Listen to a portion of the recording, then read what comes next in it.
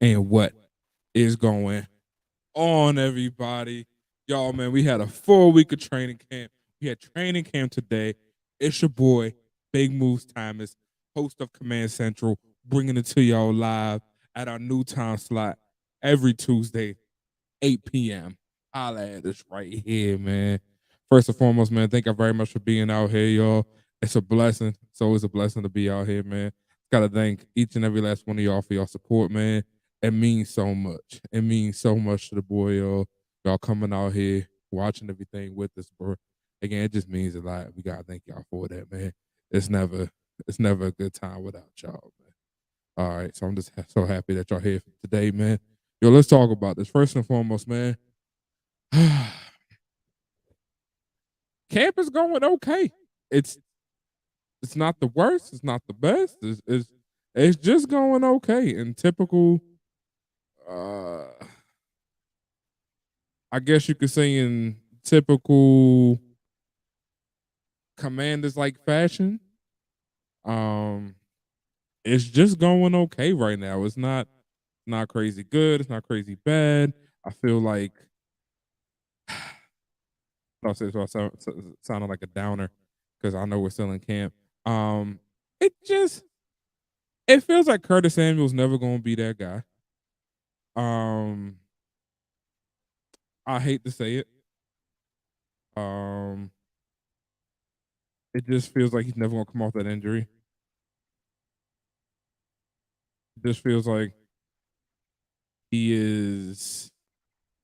I don't know, man. I feel like we had this happen to us before, especially recently with the Reuben Foster incident. It just feels. I'm sorry, I got like hair stuck in my keyboard. I freaking hate when that happens. But yeah, no, it just feels like the Reuben Foster incident again. It feels like we have a guy who can do a great job at his position, had an injury, and is never going to play again. And I don't know what it is about the injury bug here, bro. But it's like some of our prospects paying out, but this has happened a couple of times now. And again, I can't speak for other teams right now. I'm gonna go speak for my team. It seems to keep happening to the Commanders, bro. I mean, it seems like we just something about that injury bug, man. I don't know, bro. This was and the thing with Curtis Samuel is this happened apparently before he got here. So this is on our scouting team. This is on our coaches.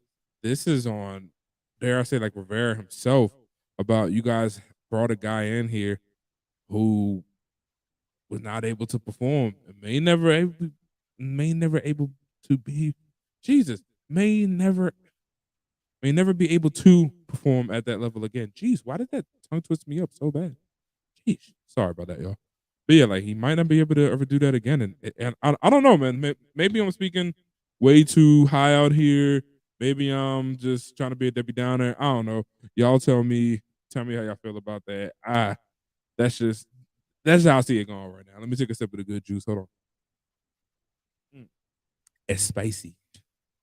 All right, but yeah, man. Like I want Curtis to be that guy. Um, it's just looking like the more we get into it, the more it's not looking right now. And it sucks, but it is what it is, man. But let's get to some highlights from this week, though. First of all, shouts out to the how do we say this? Shouts to the last Redskin, but the first Commander to retire, and that is Ryan Kerrigan. Y'all, let's give him a round of applause real quick, y'all.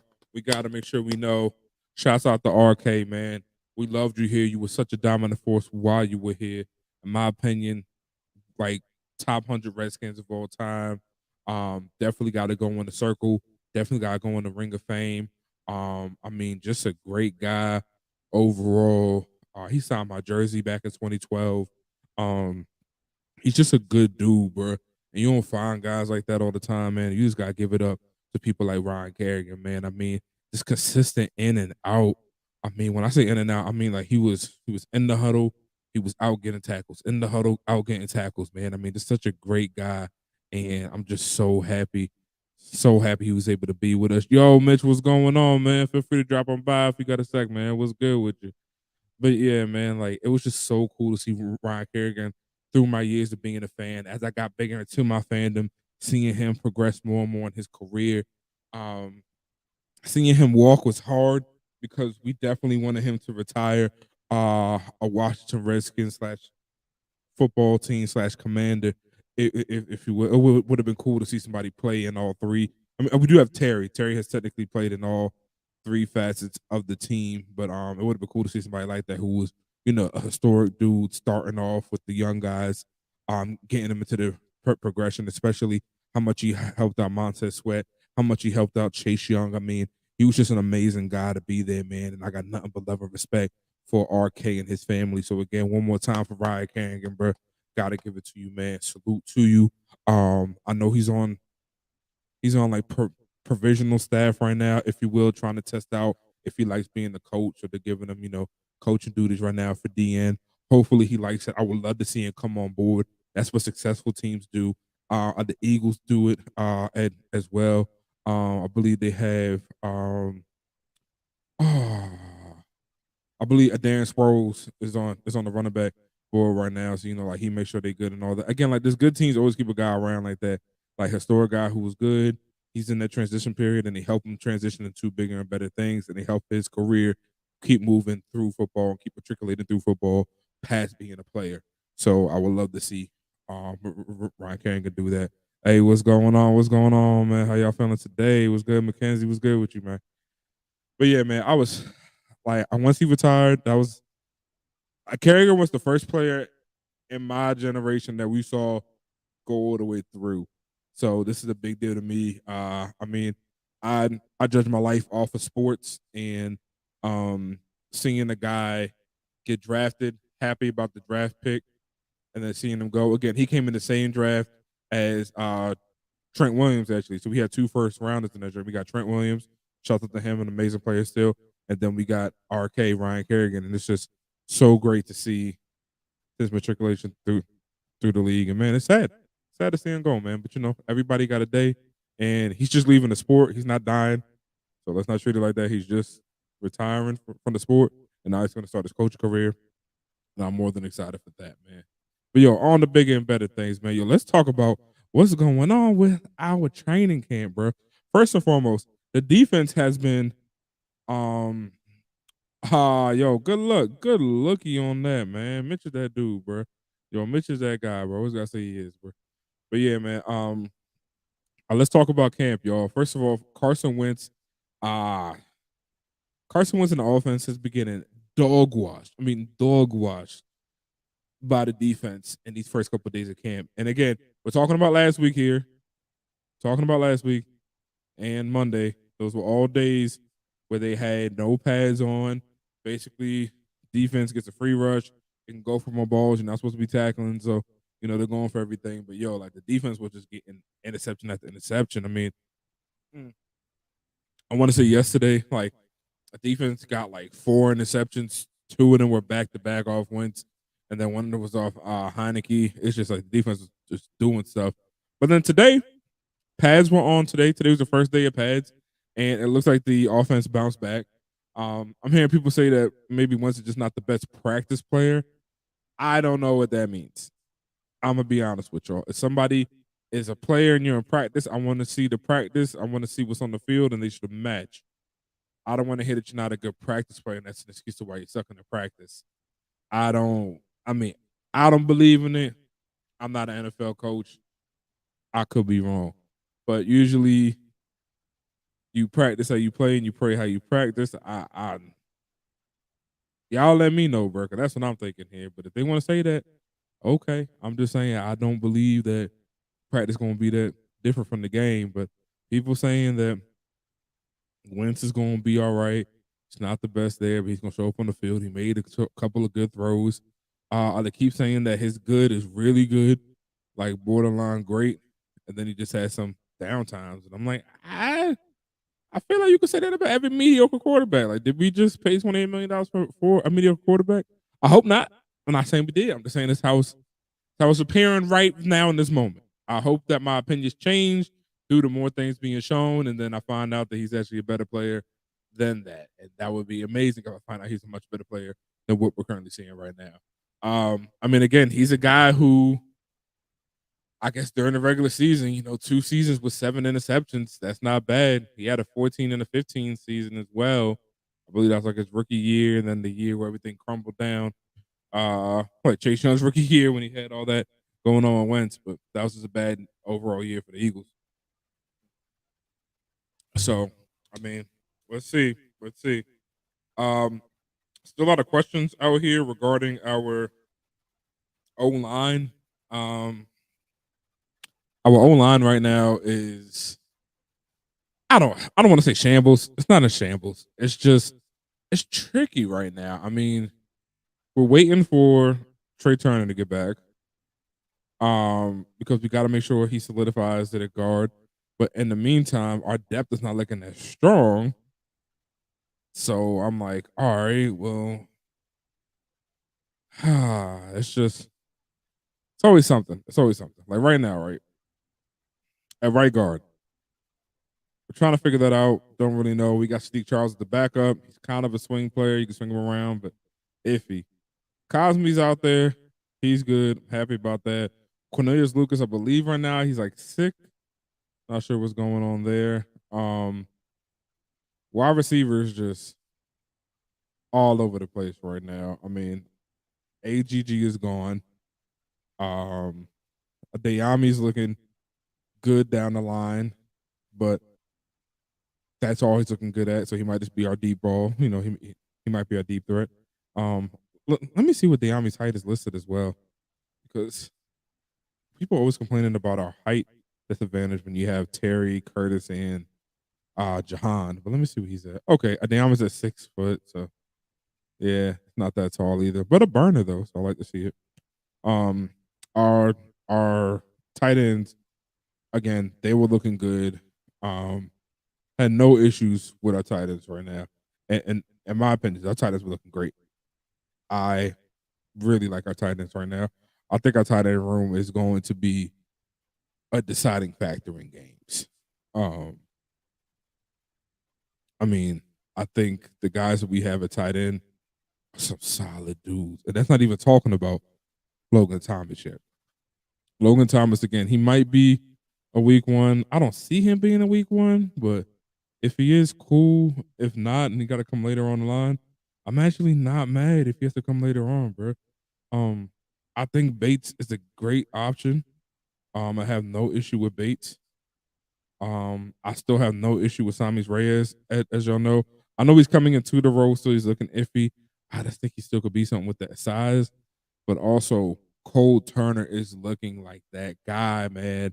Again and again, people are looking at Cole Turner. They're saying he's doing good. They're saying he's reading defenses.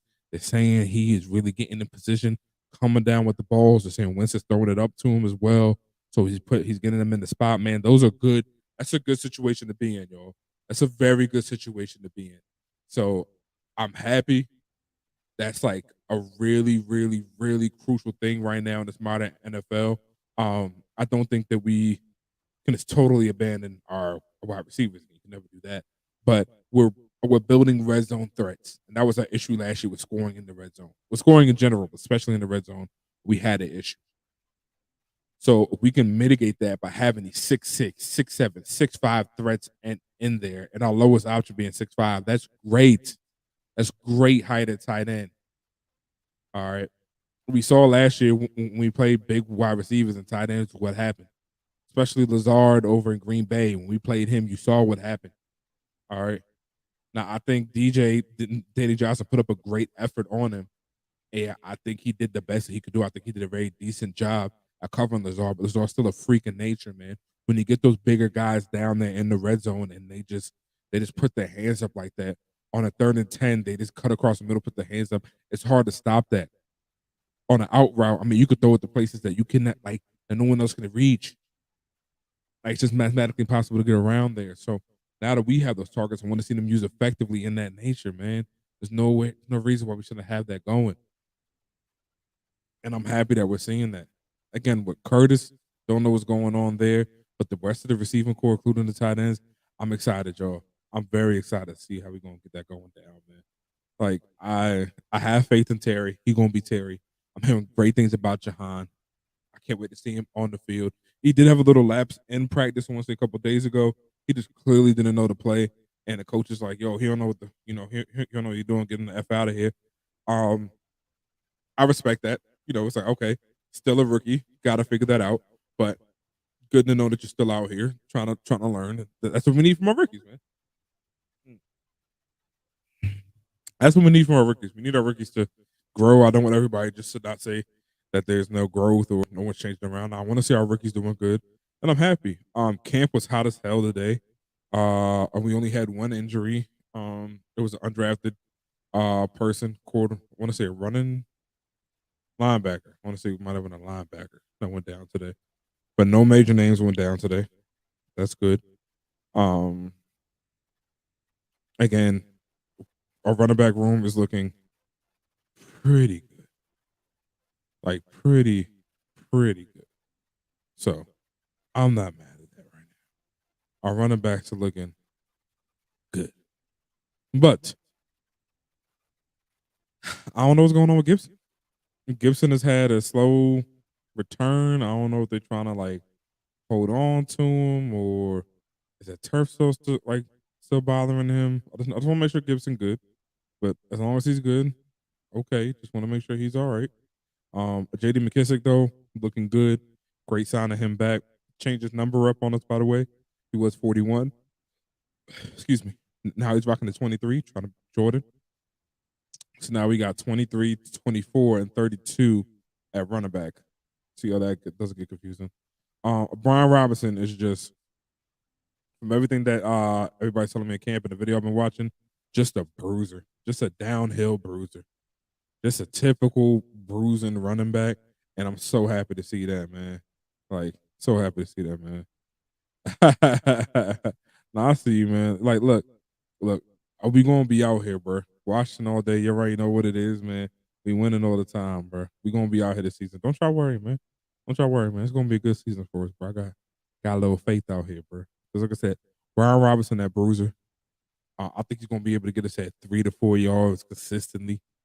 I'm seeing in the practice, just going downhill on him. I hope to see it in the game. Bama running backs are known for being that type of people.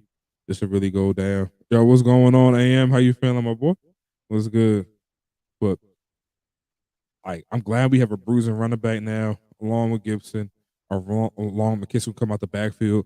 Now our backfield is very versatile. We can run a lot of swing sets. We can spread the ball out. We can really get those linebackers freezing now. All right, we can really get those linebackers freezing, especially with re-signing McKissick. McKissick can run. He's not the best, but he can run between the numbers at that point, which is great. So even when he's in, you never know which way the ball's going, and it forces those linebackers to freeze up, man. Which again, we were number 3 last year off of the play action. So hopefully this year we keep it going, especially with a big cannon like Wentz off that play action. Man, I can see the touchdowns coming right now. But Diami on a burner. Whoo, whoo, you got Diami coming off a burner route right there, man. It's going on the fly. I mean, the route tree of a McLaurin is ridiculous.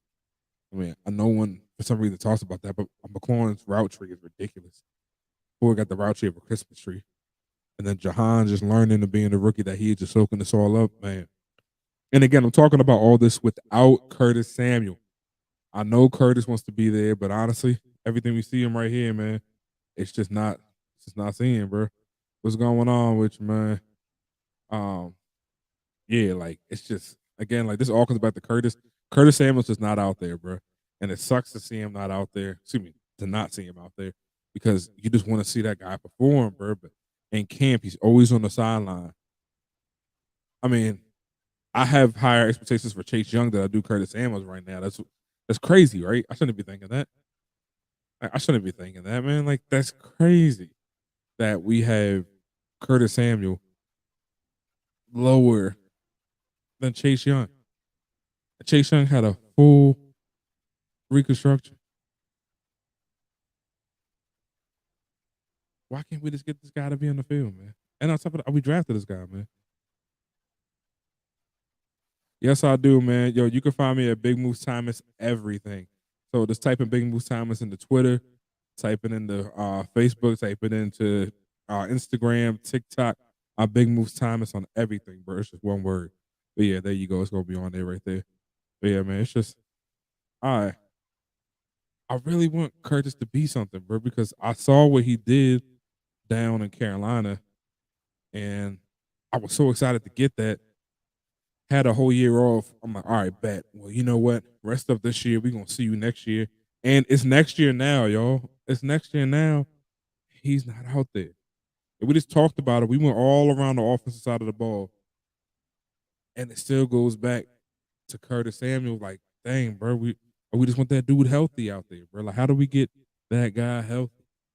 And also, we need to talk about this. The Commanders are not a hotel. We're not a hotel. They're not a rehab facility. They're not a rehabilitation clinic. They're not a wellness center. This is a sports franchise here. How long until you either trade him or cut him off? It's crazy because last year he made more money than Terry. How long do you keep a guy like that? I'm just saying, man. Like we gotta we gotta talk about this, bro. Because there's so much other stuff we can do with that money. There's so many other people we can go get with that roster spot. Hey, buddy. So, dog wanted a good pet. Shit. I think my dog just shoot up one of my wife's stuffed animals. Oh well. Oh, okay. But I'm just I'm just like Curtis. If you're not gonna play again, just let me know now, bro. Let me know that. Like, let me know if you're not gonna play again. Let me know if you can't play again. If you can't, thank you for your time. Thank you for being on this team. We just gotta find somebody else. But if you're gonna keep taking up that roster spot, bro, he gotta produce, man. Curtis gotta produce. I'm sorry, y'all. It's just so frustrating to seeing somebody on the side of the ball not producing. But let's switch it over and let's talk about the other side of the ball, man. Um, y'all, defensive line is just doing their thing. John Allen looking like a dominant beast. Deron Payne going into a contract year, and he looking like a beast at camp. Montez looking like a beast. Casey Toohill looking like a beast. I mean, just that front four is just looking monstrous. Monstrous, man. But James Smith Williams on the rotation looking good. All right. Boomy Rotimi still looking good. I mean, like these guys are just Shaka Tony, good rotational player. Decent. Like a 78 Madden. But still get the job done. Um Corners are looking good. William Jackson III doing better. Kendall Fuller coming off everything. He's healthy now. Um Troy Apke sells the roster spot somehow. Hey, get off there. Yeah, like Troy Apke sells the roster spot somehow. I don't know. I don't know. And for y'all who don't know who Troy Apke is that guy that Deion Sanders. Oh, look at that boy. He can run. He can run. And they was asking why you think he can't run. He was like, man, you know why. But yeah, if you go look at that video, that's him, bro. Um, Logan Thomas, like I said, is just he gonna be a guy who probably gonna come in probably like week 2, week 3. Um,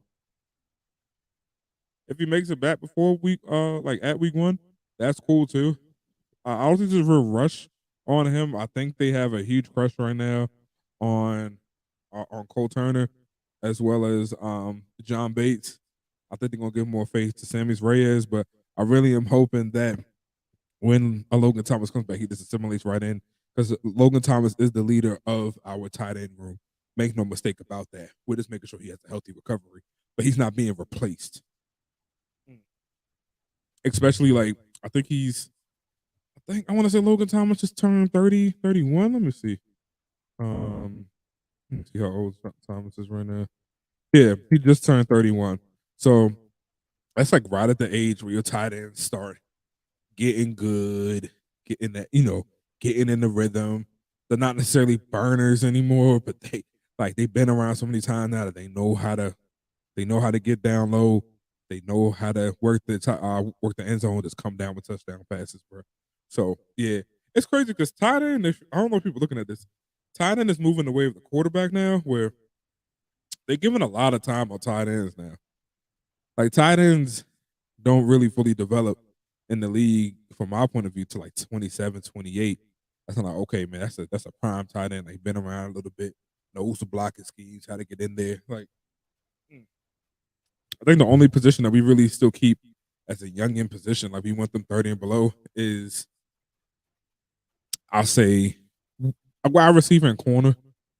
Probably what you're looking at. But everywhere else now, like excuse me, mid to late 20s, early 30s is that sweet spot now. I mean, especially for like I said, like even like O line, D line, yeah, like mid to late 20s, like even like I want to say late 20s, early 30s is like that sweet spot for him now.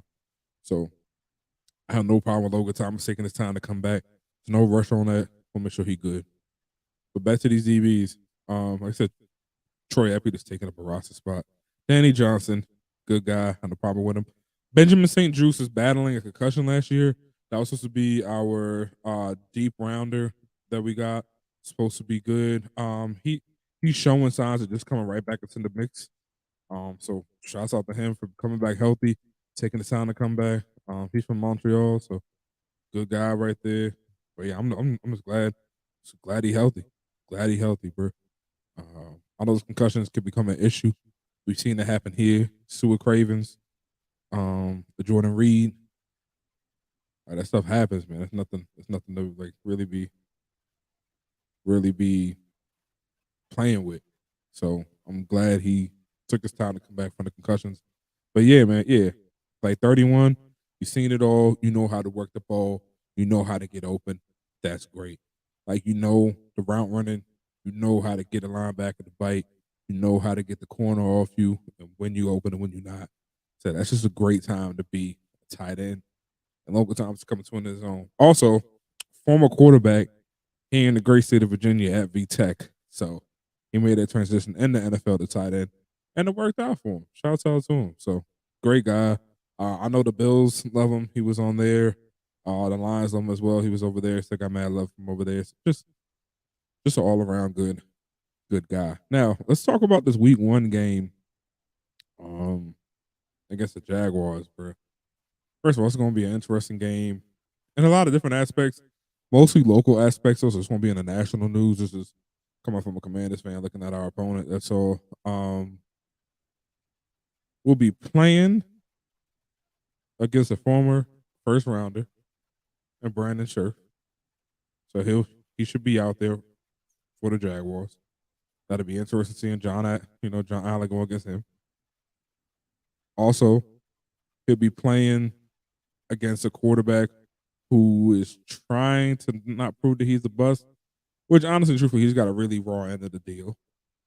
Rivera's playing for what feels like his job and all the coaching staff jobs as well, even though they keep saying it's not.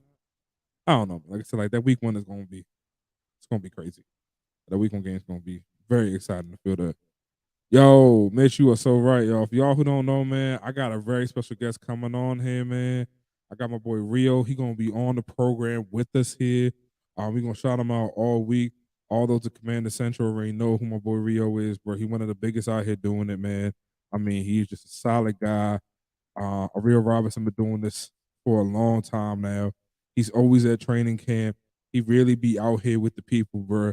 Solid fan base, bro. I mean, like I said, like he a DMV dude. Like people know him out here, bro. So like, shouts out to him and shouts out to Mitch for doing that for me, man. Like Mitch was the one who created everything, got the plug for it, bro. So I'm happy. See, okay. Here's my thing with the Jaguars, right?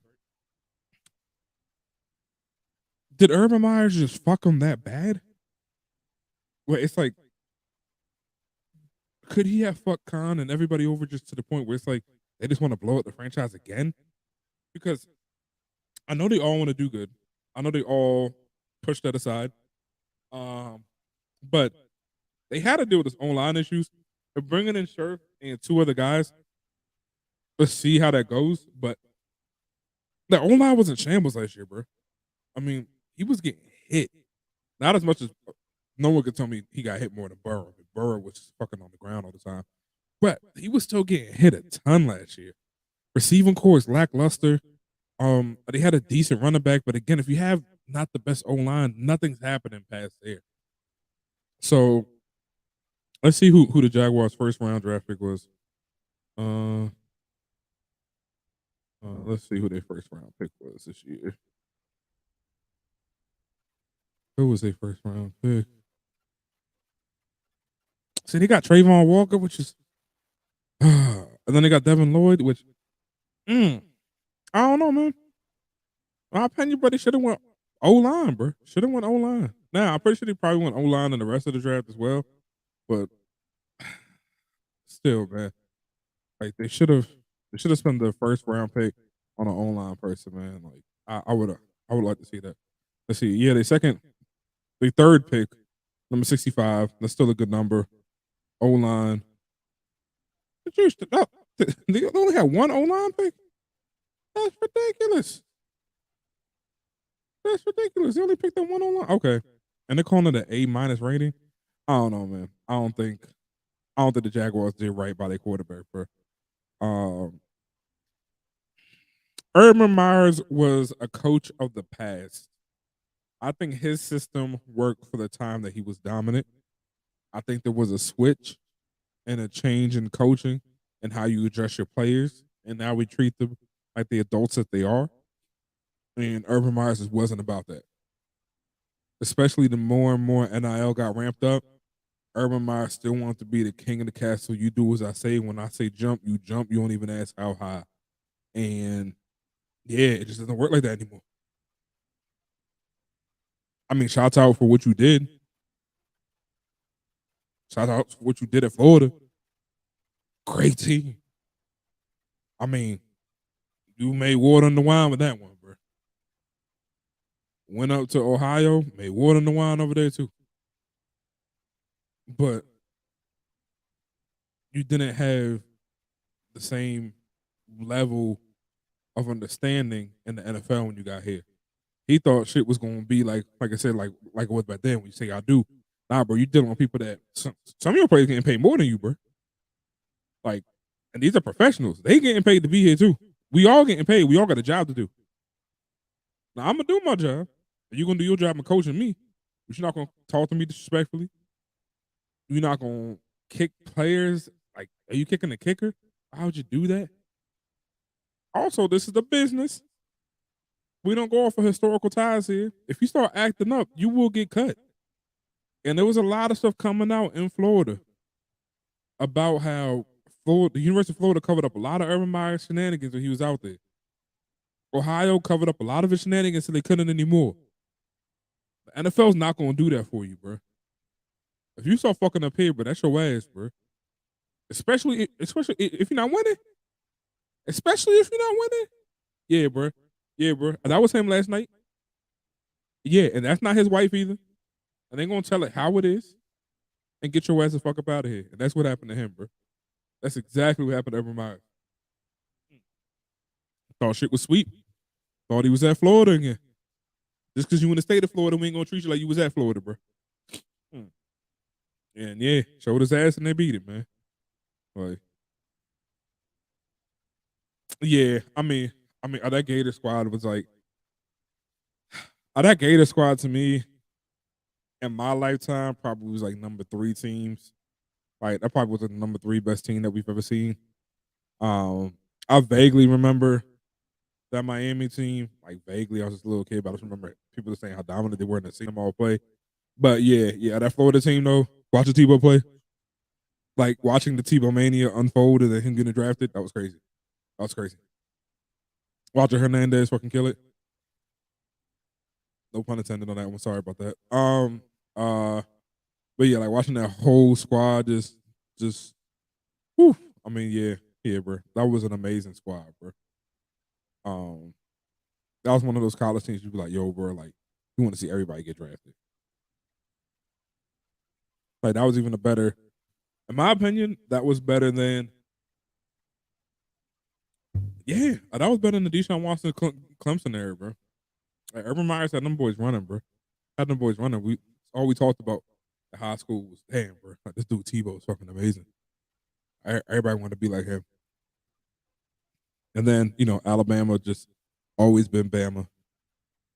And then since the reign of Saban, bro, I hope he never hangs it up. I don't know what they got to do to keep Nick Saban around. I don't know if you got to treat him like a Sith Lord and just keep him on life support for eons, but having Nick Saban in college sports is amazing. Him and Dabo, I want it to be competitive again. Um, I know Dabo needs a quarterback. Uh, Clemson had a great run. Don't get me wrong. It's just clear that Dabo has to take that next step to get on that Nick Saban level. Or maybe we're not giving Saban his flowers, and maybe Nick Saban is just that fucking good at a coach. Y'all tell me though. Y'all tell me. I would like to believe that Saban's just that good.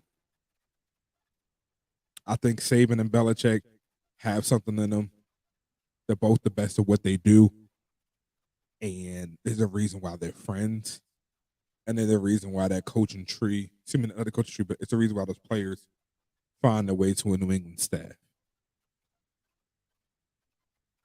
Like what happened with Mac Jones was no accident. I really think.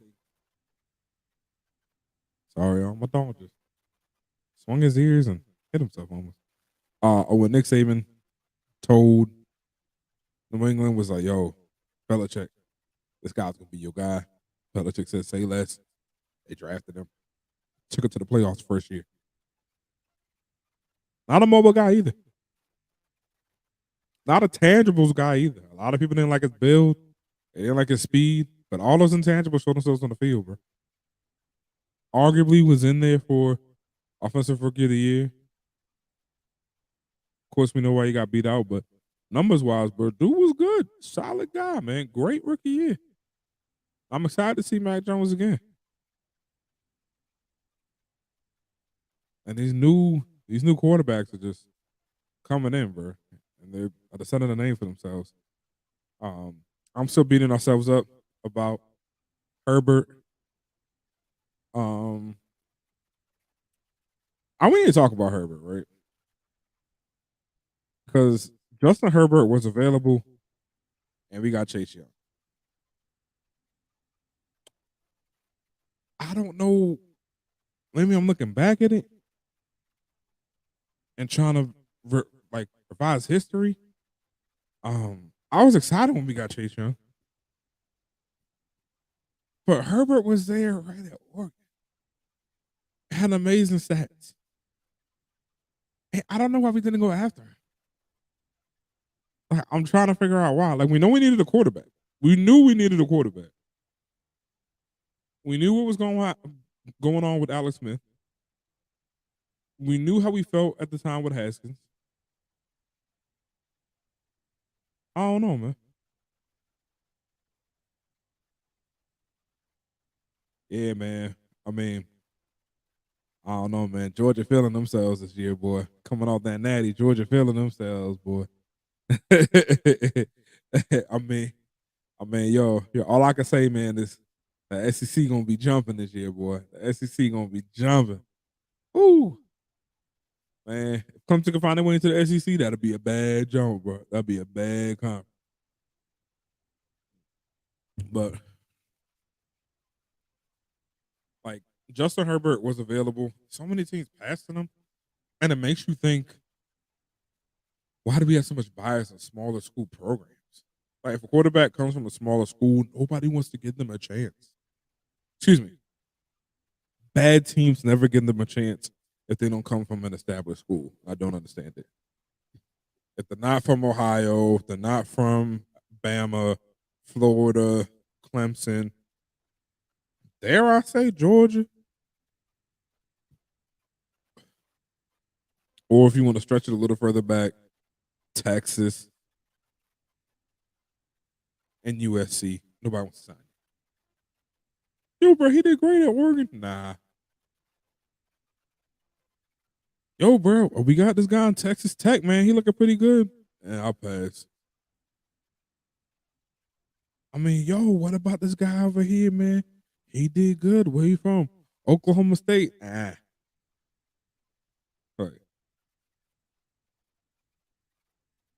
Hey man, all I'm saying is both of them people put 11 people on the field. Both of them teams put 11 people on the field. They had a chance to duke it out. 11 on 11 on the field. And Georgia came up with it. That's all I'm going to say on that.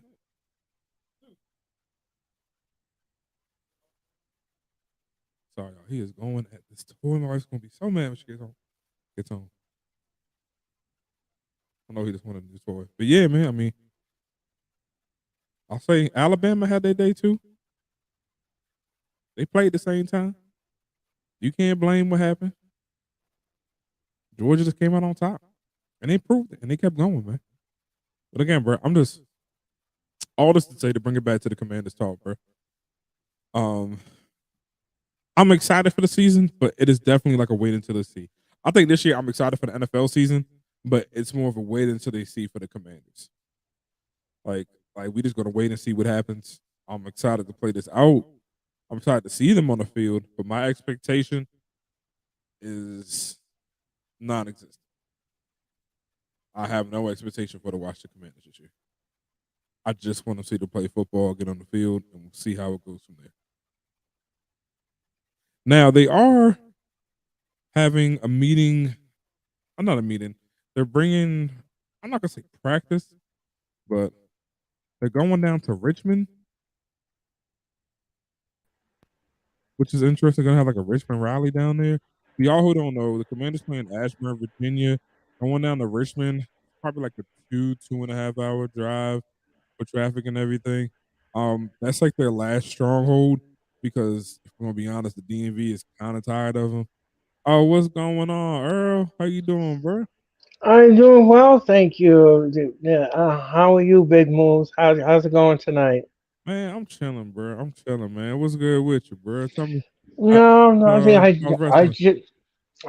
just I just wrapped up my Raw review from last night because I just did a watch along for the network, and man, what a great Raw last night. Gotcha. Who Uh, was on? it was Bailey. It was Io Sky. It was Sasha Banks. I mean, not Sasha Banks. I mean, it was Bianca Belair. Yeah, it was a cavalcade of stars. And let me tell you something, Triple H. Let me tell you something. Triple H is pulling the right buttons here. Last Really? night's, yes, he is. Oh, Yes, he is. Yes, he is. I know that's a shock. I know that's a shock. And okay. I haven't said that in a very long time. But I'm telling you, I'm telling you, my friend, I'm telling you, last night's Monday Night Raw draw 2 million viewers. It's the highest rating draw that the WWE's had in years. 2 million on a Monday night Yes. post McMahon. All right, Yes. all right, Mm. man. All right, all right. All right, man. I mean, like I'm just saying, like all the rumors were when McMahon steps away, this is gonna go downhill. It needs to be thriving. Now No, again, we going off of 2 weeks, let but me it tell needs you, to be thriving. let me tell you something, man. Let me tell you something. If you're not down with the Triple H era, I got two words for you.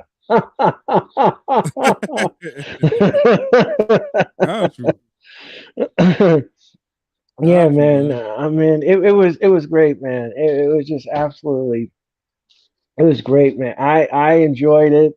I love the new faction from Bailey, the Control. They got lots of it and they love it. That's a Janet Jackson song. Anybody can, Google that if you want to. But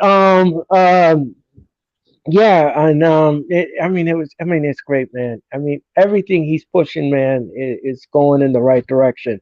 I mean, last night's Raw, the first hour was commercial free. Yo, and that's something that's Excuse really me. hard to do in this day and age, as we know ad revenue runs everything, bro.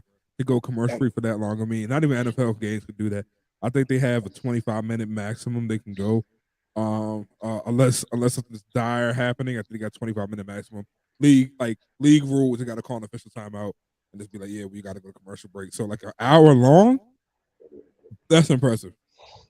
That That's is impressive. impressive. That is impressive. But it would, but let me just say this. The USA executive came to Triple H and said, "Listen, if you want a commercial-free hour, you got it." They wouldn't say that with McMahon. They wouldn't say that. No, because I mean, man was how do I put this? So like, I know the business of wrestling because I have friends that work in Connecticut.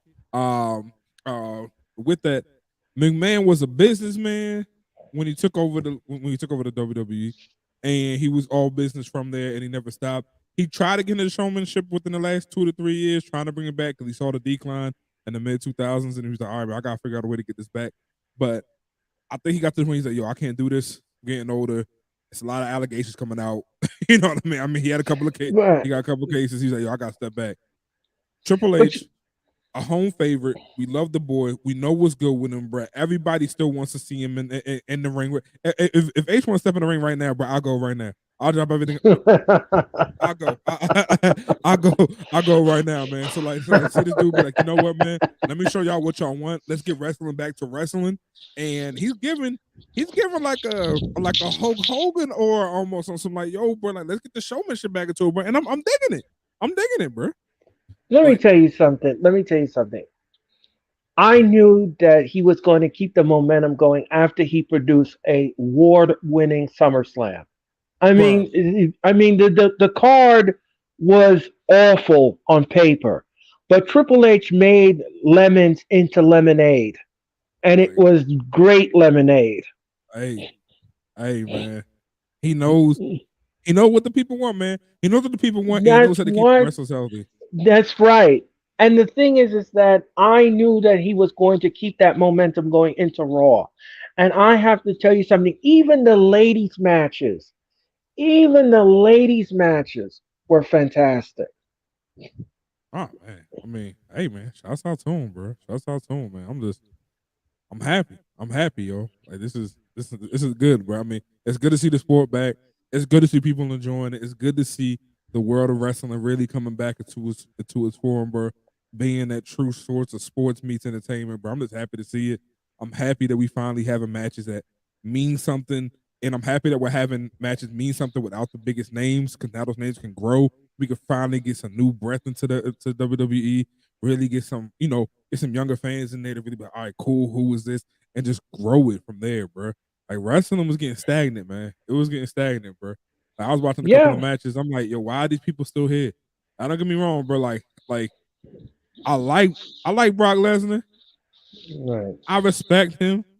But Right. dude been wrestling since I was in elementary, middle, 28. I'm 28, bro.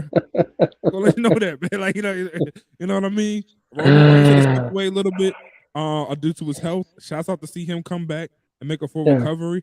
But to have that matchup, when I watched it, I was like, yo, this ain't bad, B. This ain't bad. I'm like, yo, let's duke it out here. Especially what Lesnar did to the ring. I have never seen anything. Let me tell you something. I have been a wrestling fan for almost 3 decades. Wow. And let me tell you something. I have never seen anything like that when he picked up with that tractor and he moved the ring and he almost lifted up and tipped it over. Yeah, that was a little. I, I was watching that like I pretty sure staff looking around like, do we want that to happen? But like if you go back to the tape back, there definitely was like two people out there like, oh. It was like, hey, it was like, hey, put it down, put it down, put it down, dude. I But couldn't it believe was good. I couldn't believe what I was watching. I could not. I mean, I almost fell off the couch. I just could not believe what I was watching. Now let's see this. Uh, hey, bro. We know what Lesnar was doing. I'm just happy that they finally kept SummerSlam rock free. I love the Rock. Don't get me wrong. Don't get me wrong. I love the Rock, Uh, but like I'm happy to keep some events rock free for now. Let the Rock do what he wants to do now. We don't need him every big event to be like, all right, y'all, let's get the viewership. Let's bring in the Rock for a round. It's like, it's like we know what's gonna happen, bro. Like we know he gonna win somehow, bro. Like, yo, like let's get that storyline out of here. It's been retired. I'm good. I'm happy to see Triple H do what he gotta do. He kept the Rock free, he kept it moving. I did not feel like it was lacking. This is my first SummerSlam in like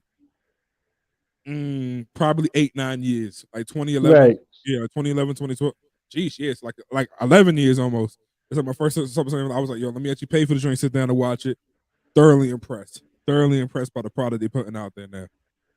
Yeah, again, like I said before, I knew that the momentum was carrying into last night. But you know something? When I was really disappointed was the Houston audience. I mean, the crowd was dead. I mean, you're giving great entertainment here, and you had no reaction to it. And Now, I Earl, we said know to the my, crowd wasn't dead. It was just 110 degrees in Houston. I don't know, but I can't, I can't, I can't. I mean, H-Town, what they doing? I love Houston, been there every time, but you know, but it's only but so much you can jump up and down in Houston, man. You know what I mean? Like, yo, bro, when it's 110 outside, you gonna sit your ass down in that seat. I yeah, don't care what. I understand, but you know what? I kind of like made a summation on why the audience was dead because I guess they figured, okay, I paid my ticket last night. We're probably going to get some trashy raw show again, like we always get, Uh, and it's not going to be anything meaningful. But this was totally not the case. This was totally not the case. I agree. Every match was in length, and every match kept you hopping. And he kept it moving. There was no dumb comedic backstage segment. There was no 24 segment. There was no nothing. It was just bang, bang, bang, bang. This is what I got in my gun. Bang. I'm going to give you this. It's like double barrel shotgun. Bang, bang. This is what I got for you. I mean, it was great. Oh, I'm glad. I'm glad. Well, yo, I'm about to sign off for the night, brother. Yo, thank you very Yeah. much for stopping by, man. No, That no means the problem, world, my man. friend. And Yeah. I'll be back live on Thursday night on the Hardcore Sports Network. Nice. And where can they find you at? What's your socials, man? Where can they find you? Sure. You can follow me on Twitter at WWE Earl C. You Okay. can follow me on Instagram at Earl C99. I'm always Gotcha. available on Facebook. And you can always subscribe to my YouTube channel. Gotcha. What's that? That you just type in Earl Cole Wrestling Experience. Okay. You can find me on YouTube. Got you. Got you. Earl, yo, you the man, bro. We all gonna come to you for that WWE content, brother. See you on the Yes, next one, man. man. Thank you so much, bro. You too.